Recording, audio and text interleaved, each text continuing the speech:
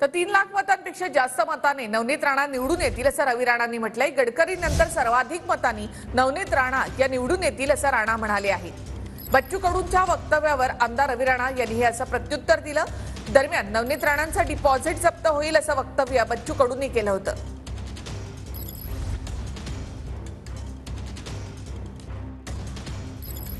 अमरावती जिल्ह्याच्या बाबतीत ब्रह्मदेव जरी खाली आले तर ते शक्य नाही, कुठल्याही परिस्थितीत नाही।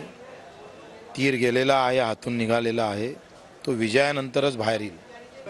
राजकुमारजी आहे ना, वाघासोबत खेळतात, हे तर बिलकुल छोटे छोटे आहे। त्याच्यात 2.5 लाखांनी विजयी होतील नवनीत राणा असं मी डिपॉझिट जप्त करू नवनीत राणाचं। गडकरी साहेबांनंतर या विदर्भामध्ये सगळ्यात जास्त मतांनी नवनीत राणा निवडून येतील। ते 2.5 लाख म्हटलं त्यांनी, मी तर म्हणतो 3 लाखापेक्षा जास्त मतांनी नवनीत राणा निवडून येईल, त्याच्यात कुठली शंका नाही आहे।